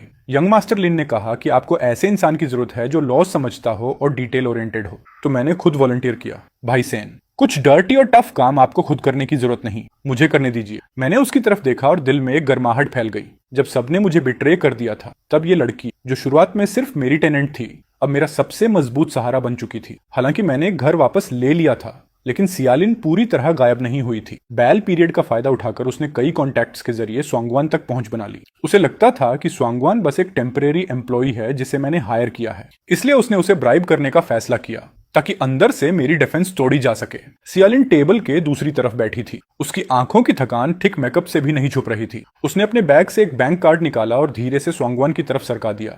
उसकी आवाज धीमी थी, लेकिन आंखों में ग्रीड साफ दिख रही थी। बांगा, प्लीज, अगर तुम सेल कॉन्ट्रैक्ट का ओरिजिनल गायब कर दो तो इस कार्ड के 5 लाख तुम्हारे होंगे। सुभंगान ने आराम से कॉफी की एक SIP ली, कप नीचे रखा और उसके होठों पर कंटेम्प्ट भरी स्माइल उभरी। उसने सियालिन को ऐसे देखा जैसे किसी क्लाउन को देख रही हो। मिसेस शिया, शायद आपको कुछ मिसअंडरस्टैंडिंग हुई है। मैं मिस्टर सेन की एम्प्लॉई नहीं हूँ, मैं उनकी बिजनेस पार्टनर हूँ और मुझे एविडेंस डिस्ट्रॉय करने के लिए ब्राइब करने की आपकी पूरी कोशिश रिकॉर्ड हो चुकी है। सियालिन का चेहरा तुरंत सफेद पड़ गया। वो झटके से खड़ी हो गई। तू हरामजादी, तूने मुझे धोखा देने की हिम्मत कैसे की? उसके डर्टी मनी के चक्कर में मत पड़। वो बस एक निकम्मा एक्स प्रिजनर है। मैं दरवाजे से अंदर आया और उसकी टूटी हुई हालत को देखा। वो कभी मेरी भाभी थी। मैंने तो उसके लिए कार और हाउस खरीदने तक का सोचा था, लेकिन उसने सबसे ग्रीडी और ईविल रास्ता चुना। मैंने उसे देखा। मेरी आंखों में सिर्फ डिसअपॉइंटमेंट थी। तुम्हारा आखिरी मौका भी तुमने अपने हाथों से बर्बाद कर दिया। लॉयर जान नीचे इंतजार कर रहे हैं। ब्राइबरी और एविडेंस टैंपरिंग के बारे में अब ये बातें जज को समझाना। सियालिन चेयर पर ढह गई। उसके होंठ कांप रहे थे, लेकिन आवाज नहीं निकल रही थी। प्राइवेट रूम की खिड़की से आती धूप उसके चेहरे पर पड़ रही थी, लेकिन उसके अंदर का अंधेरा रोशन नहीं कर पा रही थी। मैंने सिर घुमाकर स्वांगवान की तरफ देखा। उसने मुझे आंख मारी। हम दोनों की वो साइलेंट अंडरस्टैंडिंग हवा में साफ महसूस हो रही थी। ग्रीड और बिट्रेयल की इस लड़ाई में रिजल्ट पहले ही तय हो चुका था, लेकिन असली हिसाब अभी शुरू हुआ था। सियालिन के ले जाए जाने के बाद मेरे पापा, जो अब तक खुद को संभाले हुए थे, अचानक बीमार पड़ गए। वो हॉस्पिटल बेड पर लेटे थे। माथे पर टॉवल रखा था और वो लगातार सेनेटन का नाम बड़बड़ा रहे थे। मुझे पता था ये उनका आखिरी इमोशनल ब्लैकमेल था, ताकि मैं लॉ सूट वापस ले लूं। जब मैं रूम में अंदर गया, माँ बेड के पास बैठी आंसू पोंछ रही थी। मुझे देखकर वो पहले की तरह गालियां देने नहीं कूदी, बल्कि कांपते हुए मेरे कपड़े का किनारा पकड़ लिया। उनकी आंखें प्लीडिंग से भरी थीं। शियाओलिन, तुम्हारे पापा का दिल अब और नहीं सह सकता। डॉक्टर कह रहे हैं उन्हें और शॉक नहीं देना चाहिए। इस फैमिली को टूटने से बचाने के लिए अपने भाई और सियालिन को माफ कर दो। मैंने धीरे से अपना कपड़ा छुड़ाया। मेरी आवाज इतनी शांत थी कि उसमें कोई इमोशन तक नहीं था। माँ, 3 साल पहले जब मैं जेल गया था, तब मेरा दिल भी टूट गया था। उस वक्त फैमिली के बारे में सोचकर मुझे किसने माफ किया था? बेड पर पड़े पापा अचानक जोर जोर से खांसने लगे। उन्होंने कांपते हाथ से मेरी तरफ इशारा किया। कुछ कहना चाहते थे, लेकिन आवाज नहीं निकल रही थी। मैंने उन्हें देखा। दिल में गुस्सा नहीं था, सिर्फ वो थकान थी जो दुनिया की सच्चाई समझ आने के बाद आती है। नालायक बेटे, क्या तू मुझे मारना चाहता है? सियालिन, तुम, मैंने बीच में ही कहा। डॉक्टर ने कहा है आपको सिर्फ हाई ब्लड प्रेशर है, कोई सीरियस बात नहीं। ये एक्टिंग जर्नलिस्ट्स के सामने काम आ सकती है, लेकिन अब मुझ पर नहीं। मैं हॉस्पिटल रूम से बाहर निकल गया। पीछे से माँ की रोती हुई डेस्परेट चीखें सुनाई दे रही थीं, लेकिन मैंने मुड़कर नहीं देखा। हॉस्पिटल वाला ड्रामा मेरी जिंदगी की स्पीड को रोक नहीं पाया। मैं टेरेस की रॉकिंग चेयर पर बैठा दूर शांत लेक को देख रहा था। तभी स्वांगवान 2 कप्स फ्रेश कॉफी लेकर आई और धीरे से टेबल पर रखती। उसकी हरकतें इतनी नेचुरल थीं जैसे हम बहुत लंबे समय से ऐसे ही साथ हों। इन दिनों उसने मेरे लिए ढेर सारे लीगल डॉक्यूमेंट्स और सोशल ट्रबल्स संभाले थे, जिससे मैं फैमिली मैटर्स के उस दलदल से बाहर निकल पाया। भाई सेन, यंग मास्टर लिन ने उस साल वाले एक्सीडेंट के सारे प्रूफ्स कंप्लीट कर दिए हैं। अब ये ऑफिशियली कंफर्म हो चुका है कि सेनेटन ने आपको स्केपगोट बनाया था। जल्द ही फाइनल सेंटेंस सुनाया जाएगा। मैंने हल्के से सिर हिलाया। हम, उसे वहीं जाना चाहिए जहां उसे होना चाहिए। 3 साल पहले वही जिम्मेदारी उसे उठानी चाहिए थी। डिटेंशन सेंटर में सेनेटन की हालत अच्छी नहीं थी। अब न पेरेंट्स की प्रोटेक्शन थी, न सियालिन की फेक एरोगेंस। बचपन से बिगड़ा हुआ उसका स्वभाव वहां सिर्फ उसे और सफरिंग देगा। सुबान कुछ पल चुप रही, फिर उसने नरम आंखों से मेरी तरफ देखा। जब यह सब खत्म हो जाएगा, तब आपका क्या प्लान है? क्या आप इसी स्टोन विला में लैंडलॉर्ड बनकर रहेंगे? मैंने दूर होराइजन की तरफ देखा और हल्की मुस्कान दी। ये तो बस शुरुआत है। जो 3 साल मैंने खो दिए, उन्हें अब मैं किसी ज्यादा मीनिंगफुल तरीके से भरूंगा। मैंने उसकी तरफ देखा। बांगान, तब भी क्या तुम मेरी मदद करती रहोगी? स्वांगवान ने कुछ नहीं कहा, बस मुस्कुराकर सिर हिला दिया। उसकी आंखें क्रिस्टल जैसी चमक रही थीं। मुझे पता था वो सड़ा हुआ अंधेरा पास धीरे धीरे मेरी जिंदगी से उतर रहा था और लेक पर उगते सुबह के सूरज की तरह एक नई जिंदगी धीरे धीरे सामने आ रही थी। लिन फैमिली द्वारा दिए गए कि एविडेंस के ऑफिशियली केस फाइल में जुड़ते ही 3 साल पहले छुपाया गया एक्सीडेंट का सच आखिरकार दुनिया के सामने आ गया। हाइडन रॉन और किसी दूसरे इंसान को गिल्ट लेने के लिए मैनिपुलेट करने के चार्जेस में सेनेटन को 4 साल की प्रिजन सेंटेंस मिली। वर्डिक्ट सुनते ही सेनेटन अक्यूज बेंच पर ही टूटकर बैठ गया। उसे हमेशा लगता था कि पेरेंट्स की प्रोटेक्शन और सियालिन के ड्रामास के दम पर वो हमेशा मेरी शैडो के पीछे छुपा रहेगा, लेकिन वो भूल गया था कि शैडोज का भी आखिर होता है। कोर्टरूम में मेरे पापा छाती पीट पीट कर रो रहे थे। 4 साल मेरा बेटा जिसने प्रेस्टिजियस यूनिवर्सिटी से ग्रेजुएशन किया, उसकी जिंदगी बर्बाद हो गई। सैनलिन, तो उसका बड़ा भाई होकर इतना क्रूल कैसे हो सकता है? मैं धीरे से खड़ा हुआ और शांत नजरों से पापा को देखा। पापा, जो 3 साल मैंने उसकी जगह जेल में बिताए, तब मैंने आपको एक बार भी उसके खिलाफ बोलते नहीं सुना। अब जब वो सिर्फ अपनी जिम्मेदारी उठा रहा है तो आपसे सहा नहीं जा रहा। मेरी माँ लगभग बेहोश होकर रो रही थी। वो दबी आवाज में मुझे फैमिली की बर्बादी बता रही थी, लेकिन मैंने कोई ध्यान नहीं दिया। मैं सीधा कोर्टरूम से बाहर निकल आया। ठंडी हवा मेरे चेहरे से टकराई, लेकिन दिल में पहली बार एक अजीब हल्कापन महसूस हुआ। मिस्टर सेन, मल्टीपल चार्जेस की वजह से सियालिन की सेंटेंस शायद सेनेटन से भी कम नहीं होगी, और जहां तक प्रॉपर्टी डिस्प्यूट की बात है, वो पूरी तरह क्लोज हो चुका है। क्लोज? मैं हल्का मुस्कुराया। लेकिन ये तो मेरी नई जिंदगी की शुरुआत है। लॉयर जान, यंग मास्टरलिन से कांटेक्ट कराइए। मैं उस इन्वेस्टमेंट प्लान को शुरू करना चाहता हूँ। जी मिस्टर सेन। यंग मास्टरलिन, मैं लॉयर जान बोल रहा हूँ। मिस्टर सेन आपसे बात करना चाहते हैं। फैमिली डिजास्टर खत्म होने के बाद मैं रिवेंज की खुशी में डूबा नहीं रहा, बल्कि मैंने लिन चेन का इनविटेशन एक्सेप्ट किया और ऑफिशियली इलीट बिजनेस सर्कल में कदम रखा। मैंने 5 विलास बेच दिए ताकि वो मेरे इनिशियल कैपिटल बन सकें। उसी पैसे से मैं अपना खुद का बिजनेस एम्पायर बनाना चाहता था। रिसेप्शन पार्टी में मैंने कस्टम मेड सूट पहना हुआ था। मेरी प्रेजेंस अब पहले से कहीं ज्यादा काम और स्टेडी थी। सुबंगान मेरी बिजनेस पार्टनर बनकर एलिगेंट इवनिंग गाउन में सबका अटेंशन खींच रही थी। वो बड़े बड़े बिजनेस टाइकॉन्स के बीच आराम से घूम रही थी, कॉन्फिडेंस से बातें कर रही थी और एक एक करके इन्फ्लुएंशियल लोगों से मेरा इंट्रोडक्शन करा रही थी। भाई सैन, वो सामने जो है ना, वो चेंबर ऑफ कॉमर्स के प्रेसिडेंट हैं। आपके ओल्ड सिटी रेनोवेशन प्रोजेक्ट में उन्हें काफी इंटरेस्ट है। वो आपसे प्राइवेट बात करना चाहते हैं। मैंने हल्का सिर हिलाया। ठीक है, लगता है हमारा पहला कदम काफी मजबूत रहा, लेकिन जैसे ही हम आगे बढ़ने वाले थे, एक अनएक्सपेक्टेड विजिटर अचानक हमारे रास्ते में आकर खड़ा हो गया। जैसे ही हम आगे बढ़ने वाले थे, एक अनएक्सपेक्टेड विजिटर ने हमारा रास्ता रोक लिया। वो हियान शहर का फेमस रियल एस्टेट टाइकून था, मिस्टर जो। वो वाइन ग्लास घुमाते हुए सार्कास्टिक स्माइल के साथ बोला, मिस्टर सेन, आजकल आपने काफी हंगामा मचा रखा है। सुना है आपका अपनी फैमिली के साथ सीरियस कॉन्फ्लिक्ट चल रहा है। बिजनेस में हार्मनी सबसे जरूरी होती है। अगर आप खुद अपने पेरेंट्स के खिलाफ खड़े हो सकते हैं, तो कौन आराम से आपके साथ कोऑपरेट करेगा? मैंने शांत नजरों से उसकी तरफ देखा। मिस्टर जो, आपकी इन्फॉर्मेशन काफी स्ट्रांग है, लेकिन मैं बिजनेस रूल्स और बाउंड्रीज के आधार पर करता हूँ। जिन लोगों की खुद कोई बाउंड्रीज नहीं होती, वो मेरे साथ कोऑपरेट करने लायक भी नहीं होते। मिस्टर जो का चेहरा तुरंत खराब हो गया। आसपास खड़े बिजनेसमैन ने भी नजरें चुरा ली। साफ था कि वो मेरी ताकत और कैपेबिलिटी को दोबारा इवेल्युएट कर रहे थे, लेकिन मैंने इस छोटे इंसिडेंट को अपने रिदम पर असर नहीं डालने दिया। मुझे पता था आगे का रास्ता अभी बहुत लंबा है। मिस्टर जो जैसे कंपेटिटर्स बस आइसबर्ग का टिप थे। 3 दिन बाद मुझे फिर से मिस्टर जो की तरफ से इन्विटेशन मिला। काफी सोचने के बाद मैंने आखिरकार मीटिंग एक्सेप्ट कर ली। जैसे ही मैं अंदर गया, मैंने मिस्टर जो को लेदर सोफा पर बैठे देखा। वो हाथ में 2 जेड बॉल्स घुमा रहा था और उसके चेहरे पर वही हिपोक्रिट स्माइल थी, जैसे किसी और की डेस्टिनी उसके कंट्रोल में हो। उसे लगता था कि मेरे ग्रीडी पेरेंट्स द्वारा क्रिएट किए गए स्कैंडल का फायदा उठाकर वो मुझे ओल्ड सिटी रेनोवेशन प्रोजेक्ट छोड़ने पर मजबूर कर देगा। मैं उसके सामने जाकर आराम से बैठ गया। सुबंगवान मेरे पीछे खड़ी थी। उसने मार्बल टेबल पर डॉक्यूमेंट से भरा एक मोटा एनवेलोप धीरे से रख दी। एनवेलोप गिरने की आवाज गहरी और भारी थी, जैसे वार्निंग बेल। मिस्टर जो ने मुझे कंटेम्प्ट से देखा, स्मोक रिंग छोड़ी और डिसमिसिव टोन में बोला, मिस्टर सेन, तो आपने क्या डिसाइड किया? ऑनलाइन न्यूज अभी तक शांत नहीं हुई है। अगर आप वो लैंड मुझे ट्रांसफर कर दें, तो मैं गारंटी देता हूं कि कल से सारे जर्नलिस्ट्स गायब हो जाएंगे और आप फिर से सक्सेसफुल बिजनेसमैन बने रहेंगे। मैंने कप नीचे रखा, हल्की मुस्कान दी और सुबंगवान को इशारा किया। मिस्टर जो, शायद आप भूल गए कि मैंने वो 3 साल कहाँ बिताए थे। उस जगह मैंने सबसे जरूरी चीज सीखी थी, कभी किसी की धमकी के आगे मत झुको। सुबंगवान ने एनवेलोप खोला। अंदर मिस्टर जो की इलीगल डेमोलिशंस, टैक्स इवेजन और कई ब्राइबरी केसेस के सॉलिड एविडेंसेस थे।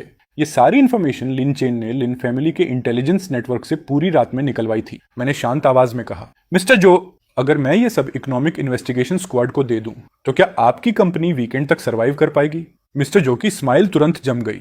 उसके हाथ की जेड बॉल्स आपस में टकराईं और एक तेज चिड़चिड़ाहट की आवाज निकली। उसके माथे पर पसीने की बूंदें उभरने लगीं। सारे एविडेंस के सामने उसकी एरोगेंस टूट चुकी थी। मिस्टर सेन, हम दोनों बिजनेसमैन हैं, इतनी दूर जाने की जरूरत नहीं है ना? मैं धीरे से खड़ा हुआ, अपना सूट ठीक किया और कॉन्फिडेंट स्माइल दी।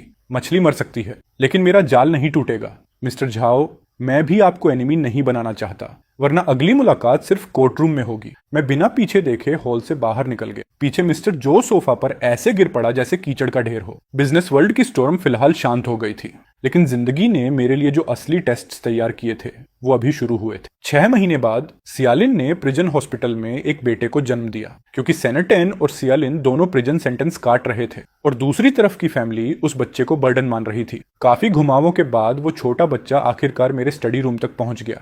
मैं क्रेडल में लेटी उस नन्ही सी जिंदगी को कॉम्प्लेक्स नजरों से देख रहा था। इसका नाम क्या रखा जाए? सियालिन ने कोई नाम नहीं रखा। बर्थ सर्टिफिकेट में ये जगह खाली है। सुबंगवान ने मेरी तरफ देखा। भाई सेन, क्या आपने सच में इस बच्चे को अडॉप्ट करने का फैसला कर लिया है? इसका मतलब है कि पूरी जिंदगी आप उन दोनों लोगों की शैडो से जुड़े रहेंगे। उसकी आंखों में चिंता थी। मैंने बच्चे की तरफ देखा। उसने अपनी छोटी सी उंगली बढ़ाकर सुबंगवान की फिंगर कसकर पकड़ ली। मैं धीरे से मुस्कुराया। उसके पास कोई चॉइस नहीं थी, लेकिन मेरे पास है। मैंने बच्चे को गोद में उठाया। इसका नाम होगा सेनेनियन, उस मर चुके फैमिली अफेक्शन की याद में, और खुद को ये याद दिलाने के लिए कि मैं दोबारा वही गलती कभी ना करूं। बाहर की क्रिटिसिज्म सहते हुए मैंने ऑफिशियली नियानर का एडॉप्शन प्रोसेस पूरा किया ताकि उसे एक शांत और स्टेबल एनवायरनमेंट मिल सके। मैंने अपने बिजनेस एक्सपेंशन की स्पीड धीमी कर दी और सुबंगान वान ने भी कई हाई पेइंग ऑफर्स ठुकरा दिए। इस घर की सबसे जेंटल गार्डियन बनकर समय बहुत तेजी से गुजर गया। पलक झपकते ही 3 साल बीत गए। विला गार्डन के गिंको ट्रीज पहले पीले हुए, फिर दोबारा हरे। 3 साल की गर्मी सर्दी चुपचाप उंगलियों के बीच से फिसल गई। जो नियनर कभी डायपर पहनने वाला बेबी थी, अब एक छोटी बच्ची बन चुकी थी जो स्कूल बैग लेकर घूमती थी। वो अपनी छोटी छोटी टांगों से मेरे पीछे भागती और मुझे पापा कहकर बुलाती। पापा, आंटी बांगवन ने कहा, आज वो मुझे जू लेकर जाएंगी, जल्दी चलो। नियानर को इतना खुश देखकर मेरा दिल पिघल गया। मैंने उसे गोद में उठाया और प्यार से उसकी नाक छुई। ठीक है, पापा और आंटी बांगवन तुम्हें लेकर जाएंगे। ये 3 साल की शान कभी कभी कुछ कड़वी आवाजों से टूट जाती थी। हर कुछ महीनों में मेरे पेरेंट्स विला एरिया के बाहर आ जाते। प्रिजन में हमेशा पैसों की जरूरत पड़ती थी। कभी सेनेटन को अंदर रिश्वत के लिए पैसे चाहिए होते, तो कभी सियालिन के मेडिकल एक्सपेंसेस। उस वक्त मेरे पापा फिर से आयरन गेट पीटते हुए चिल्लाते। उनकी बूढ़ी आवाज अभी भी उतनी ही जहरीली थी। सेंगलुन, तू एक एहसान फरामोश को पाल रहा है और तेरा खुद का भाई जेल में सफरिंग झेल रहा है। तू उसे देखने तक नहीं जाता? क्या तेरे अंदर दिल नहीं है? मैं 2nd फ्लोर बालकनी पर खड़ा उस आदमी को ऊपर से देख रहा था जिसे मैं कभी रिस्पेक्ट करता था। मेरी आवाज बर्फ जैसी ठंडी थी। जो पेंशन मैं आपको देता हूँ वो नॉर्मल जिंदगी के लिए काफी है। जहां तक सेनेटेन की बात है, वो उसकी अपनी गलती है। उसका पनिशमेंट कोई और नहीं भुगतेगा। मैंने विंडो बंद कर दी। उनकी गालियां बाहर ही रह गईं। मेरी बाहों में नियानर जोर जोर से हंस रही थी। इन 3 सालों में वही मेरी सबसे बड़ी राहत थी। उधर प्रिजन में सेंटेन एक टूटी हुई आयरन ट्रे पकड़े डरकर कोने में बैठा था। जो हाथ कभी प्रेस्टिजियस यूनिवर्सिटी की एडमिशन लेटर पकड़ते थे, अब हार्ड लेबर की वजह से छालों से भरे हुए थे। उसके सेलमेट्स बचा हुआ खाना उसकी ट्रे में फेंकते हुए हंस रहे थे। अरे, तू वही जीनियस है ना जिसने अपने बड़े भाई को अपनी जगह जेल भेज दिया था? क्या हुआ? आज फ्लोर साफ किए बिना खाने का सोच रहा है। सेनेटेन का शरीर डर से कांप उठा। उसकी आंखें पूरी तरह भय से भरी थीं। सॉरी, मैं अभी करता हूं, अभी। वो तुरंत ट्रे नीचे रखकर पीटे हुए कुत्ते की तरह मोप उठाने लगा। उसे लगा था प्रिजन सिर्फ सोने की जगह बदलने जैसा होगा, लेकिन वहां के रूल्स बाहर की दुनिया से भी ज्यादा क्रूल थे। उसने अंदर मेरा नाम लेकर प्रोटेक्शन लेने की कोशिश की। मेरा बड़ा भाई सेंगलुन है, वो बहुत रिच है, मुझे किसी की प्रोटेक्शन की जरूरत नहीं। उसकी बात पूरी होने से पहले ही उसे जोरदार थप्पड़ पड़ा। सामने वाले की आंखों में सीधा कंटेम्प्ट था। एक ऐसे इंसान के लिए कंटेम्प्ट जो अंदर तक सेल्फिश था। तेरा बड़ा भाई सेंगलुन वो रिचेस्ट फैमिली का बेनिफैक्टर है, और तू अपने ही भाई को बिट्रे करने वाला जानवर। तू उसका नाम लेने लायक भी नहीं है। आज से तू यहाँ घुटनों पर बैठेगा। सेनेटन सीवेज भरे फ्लोर पर गिर पड़ा। उसने आंखें बंद कर ली। आखिरकार उसे वो हेल्पलेसनेस समझ आने लगी जो मैंने प्रिजन में फील की थी। लेकिन फर्क ये था, मैं किसी को प्रोटेक्ट करने गया था और वो सिर्फ अपने सन्स का पेमेंट कर रहा था। जल्द ही प्रिजन में सेनेटन की हालत की खबर मेरे पेरेंट्स तक पहुंच गई, लेकिन उन्होंने सेनेटन की गलतियों पर सोचने के बजाय सारा ब्लेम मुझ पर डाल दिया। उन्हें लगा मैं अपने कॉन्टैक्ट्स इस्तेमाल नहीं कर रहा। अपने छोटे बेटे के लिए मेरे पापा फिर से मेरी जिंदगी में आ गए। कई दिनों से बदले ना गए कपड़े, सड़ी हुई स्मेल और गुस्से से भरी भारी आवाज। सेंगलुन, देख तेरा भाई जेल में कैसे रह रहा है। उसकी एक रिब तक टूट गई और तू यहाँ आराम से खा पी रहा है। मैंने बिना एक्सप्रेशन बदले जवाब दिया। ये रास्ता उसने खुद चुना था। 3 साल पहले जब मैं ये सब झेल रहा था, तब आपने ही कहा था ना, बड़ा भाई बाप जैसा होता है, सहना सीखो। तभी मेरी माँ फूलों के पीछे से अचानक निकल आई। फिर वही पुराना ड्रामा। वो जमीन पर गिरकर हंगामा करना चाहती थी, लेकिन इस बार मैंने मौका नहीं दिया। मैंने सीधे सिक्योरिटी स्टाफ को इशारा किया। माँ चीखने लगी, सब लोग देखो, ये अपने माँ बाप को मार डालना चाहता है, अपने भाई की जिंदगी मौत की परवाह नहीं। मैंने उन्हें ठंडी नजरों से देखा। मेरी आंखों में बची आखिरी नरमी भी खत्म हो गई। जिस बस्टर्ड की आप बात कर रही हैं, वो सेनेटन और सियालिन का बायोलॉजिकल सन है। अगर आपने यहाँ फिर ड्रामा किया तो मैं लॉयर को जेल भेजूंगा, ताकि सेनेटन को पता चले उसके पेरेंट्स उसके इकलौते बेटे के साथ कैसा बिहेवियर कर रहे हैं। मेरी माँ की आवाज अचानक रुक गई। वो जैसे गला दबा दी गई बूढ़ी मुर्गी की तरह मुझे घूरने लगी। उन्हें नहीं पता था कि नियनर सेनेटन और सियालिन का बच्चा है। उस पल दोनों वहीं जम गए। मेरे होठों पर सार्कास्टिक स्माइल उभरी।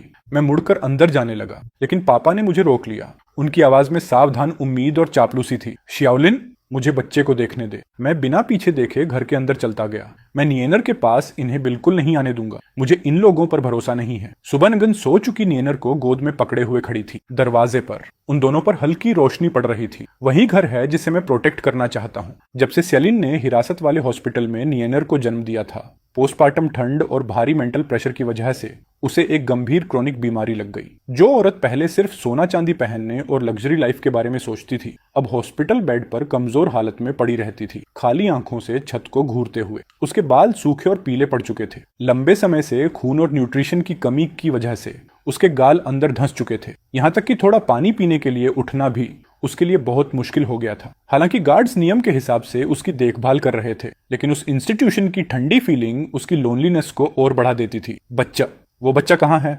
मेरी माँ उसे कहाँ ले गई? मेरी माँ। उसके पास खड़ी नर्स कोई जवाब नहीं देती, बस रूटीन में ड्रिप बदलती रहती। सेलिन को यह नहीं पता था कि उसकी माँ, जो पैसों से जान से ज्यादा प्यार करती थी, बच्चे को पहले ही बोझ समझकर छोड़ चुकी है। उसे यह भी नहीं पता था कि जिस भाई को वो लेबर रिफॉर्म वाला क्रिमिनल कहकर इंसल्ट करती थी, वही अब उस बच्चे की आखिरी उम्मीद बन चुका है। सेलिन की आंखों के कोने से कड़वा आंसू बह निकला। उसकी आवाज रिजेंटमेंट से भरी थी। सेंटेन, क्या तुम मुझ पर हंस रहे हो? मैं इस हालत में पहुंच गई हूं, अब खुश हो? उसका पछतावा दूसरों को नुकसान पहुंचाने का नहीं था, बल्कि उस लग्जरी लाइफ को खोने का था जो उसे मिल सकती थी। इस ट्विस्टेड मेंटल टॉर्चर के नीचे उसकी बीमारी बार बार लौट आती थी। डॉक्टर ने कहा कि यह क्रोनिक बीमारी शायद जिंदगी भर उसका पीछा करेगी। खिड़की की सलाखों से धूप अंदर आ रही थी और जमीन पर धब्बेदार शेडोज बना रही थी। सियालिन ने आंखें बंद कर ली। उसके दिमाग में वही दिन घूम रहे थे जब वो मेरे कैश पेड अपार्टमेंट में ऐश करती थी, लेकिन आखिर में वो दिन सिर्फ एक सपना बनकर रह गए, जहां वो कभी वापस नहीं जा सकती। जब मेरे पेरेंट्स को पता चला कि मैंने नियनर को अडॉप्ट कर लिया है, तब आखिर उन्हें सिचुएशन समझ आई। जानते हो क्या, अब वो सेंटेन और सियालिन पर भरोसा नहीं कर सकते थे। अगर उन्होंने मुझे पूरी तरह नाराज कर दिया तो बाकी जिंदगी उन्हें सड़कों पर भीख मांगनी पड़ेगी। इसलिए जब उन्हें पता चला कि सियालिन गंभीर बीमार है, तो वो पहले की तरह रिपोर्टर्स लेकर तमाशा करने नहीं आए, बल्कि उनका एटीट्यूड बदल गया। मेरे पिता झुककर सोफा के किनारे बैठे थे, नर्वस होकर अपनी जांघों पर हाथ रगड़ रहे थे। मेरी माँ लगातार आंसू पोंछ रही थी। बीच बीच में दोनों चोरी चोरी मेरी तरफ देखते, जैसे गलती कर चुके बच्चे हों। श्याओलिन, पापा मानते हैं कि पहले हम बेवकूफ थे, हमने तुम्हें हर्ट किया। अब तुम्हारा भाई जेल में है और सेलिन हॉस्पिटल में क्रोनिक बीमारी से जूझ रही है। हमारी फैमिली अब सिर्फ तुम पर डिपेंड कर सकती है। हाँ श्याओलिन, माँ अब हर दिन पछताती है। हमें उस वक्त तुम्हारे साथ ऐसा नहीं करना चाहिए था। सेलिन की बीमारी में बहुत पैसा लग रहा है। देखो, नियनेर के लिए ही सही, उसकी थोड़ी मदद कर दो। मैंने हाथ में पकड़ी रिपोर्ट नीचे रखी और उन्हें ठंडी नजरों से देखा। उनकी ये देर से आई ह्यूमिलिटी मुझे खुशी नहीं दे रही थी, बल्कि और ज्यादा आयरोनिक लग रही थी। अगर मैं वही गरीब एक्स कन्विक्ट होता जो अभी जेल से निकला था, तो क्या ये लोग मुझसे इतनी नरमी से बात करते? इन्हें डर है कि मैं पेंशन देना बंद ना कर दूं, या सच में इन्हें लगता है कि सेलिन दया के लायक है? मेरे पिता का चेहरा हल्का सा ऐंठ गया। उनकी आंखों में शर्म की एक झलक दिखी, लेकिन तुरंत फोर्स्ड स्माइल बना ली। कैसी बातें कर रहे हो? तुम हमारे अपने बेटे हो। जाहिर है हम चाहते हैं फैमिली ठीक रहे। अगर सियालिन की बीमारी ठीक नहीं हुई, तो जब नियनर बड़ा होगा, हम उसे क्या जवाब देंगे? उसी वक्त सुबानगन वैन नियानर को गोद में लिए सीढ़ियों से नीचे उतरी। ये सीन देखते ही नियानर इंस्टिंक्टिवली उसके सीने से चिपक गई। भाई सेन, नियानर को उसकी नब चाहिए। जहां तक सेलिन के मेडिकल एक्सपेंसेस की बात है, लॉयर का कहना है कि अगर लीगल प्रोसेस फॉलो करें तो हमें सिर्फ बहुत छोटा हिस्सा पे करना होगा। लीगल प्रोसीजर सुनते ही मेरी माँ घबरा गई, लेकिन आवाज ऊंची करने की हिम्मत नहीं हुई। वो सिर्फ उम्मीद भरी नजरों से मुझे देखती रही। उसकी आंखों में कैलकुलेशन भरी एंग्जाइटी साफ दिख रही थी। उसने धीमी आवाज में कहा, शाओली, उस लॉयर की मत सुनो, वो आउटसाइडर है। हम फैमिली हैं। इसे चैरिटी समझ कर दो। सियालिन की मदद कर दो। माँ, इन्हें ऐसे सरवाइव करने के लिए खुद को गिराते हुए देखकर मेरे दिल में बची आखिरी वॉमथ भी धीरे धीरे खत्म होने लगी। ये लोग बेहतर नहीं हुए थे, बस कमजोर हो गए थे। और मैं सोच रहा था कि इस रिडेम्पशन वाले नाटक को कैसे खत्म करना है। सियालिन के साथ क्या करना है ये डिसाइड करने से पहले ही मुझे खबर मिली कि लंबे समय की मेंटल डिस्टोर्शन और बार बार लौटती फिजिकल बीमारी की वजह से एक ठंडी गहरी रात में उसने हिरासत वाले हॉस्पिटल में अकेले ही आखिरी सांस ले ली। वो उस बच्चे को दोबारा देख भी नहीं पाई। वो सेंटन के जेल से बाहर आने का इंतजार भी नहीं कर सकी। थोड़े समय बाद सेंटन भी अपनी सजा पूरी करके रिहा हो गया। 4 साल की जेल की जिंदगी ने उसका सेल्फ रिस्पेक्ट पूरी तरह तोड़ दिया था, लेकिन उसके अंदर की हिंसा को और बढ़ा दिया था। जब वो जेल के गेट से बाहर निकला, उसके सफेद बालों वाले माता पिता पहले से वहां इंतजार कर रहे थे। उन्होंने सेंटन के क्राइम्स पर रिफ्लेक्ट नहीं किया, बल्कि गांव की आखिरी प्रॉपर्टी तक बेच दी ताकि अपने प्यारे छोटे बेटे को सपोर्ट कर सकें। लेकिन सेंटिन अब वो नहीं रहा था जिसे वो जानते थे। वो टैलेंटेड और पोलाइट स्टूडेंट अब खत्म हो चुका था। सेंटिन ने अपने पेरेंट्स द्वारा दी गई लगेज बैग को ठोकर मार दी। उसकी आंखों में बर्फ जैसी ठंडक थी। बस इतनी सी गरीबों वाली रकम लाए हो तुम लोग, इतने समय आराम की जिंदगी जीते रहे और मुझे रहने के लिए ये टूटी झोपड़ी दे रहे हो। शियाओटेन, पापा और माँ के पास कोई एबिलिटी नहीं है। सारा पैसा तुम्हारे और लिनलिन के ट्रीटमेंट में चला गया। पहले सेटल हो जाते हैं। कल पापा कंस्ट्रक्शन साइट पर काम ढूंढेंगे, माँ मेड का काम करेगी। हम जरूर तुम्हें सपोर्ट कर पाएंगे। सेंटन ने तिरस्कार से हंसी उड़ाई और अपने झुके हुए पेरेंट्स की तरफ देखा। उसकी आंखों में ग्रेटिट्यूड का नाम तक नहीं था, सिर्फ एंटाइटलमेंट बचा था। जेल में उसने कमजोरों को दबाना और ताकतवरों से डरना सीख लिया था, और अब दुनिया में सबसे कमजोर लोग उसके अपने पेरेंट्स थे। जल्दी करो और उस आदमी सेंगलिन का नाम मेरे सामने मत लेना। जब मैं ठीक हो जाऊंगा, देर सवेर उससे अपना हर हिसाब वसूल करूंगा। उसके पेरेंट्स एक दूसरे को देखने लगे और डरते डरते उसके पीछे चल दिए। उन्हें लगा था कि उन्हें फिर से सहारा मिल गया है, बिना ये जाने कि वो अपने घर में एक ऐसा अंधेरा ले आए हैं जो कभी भर नहीं सकता।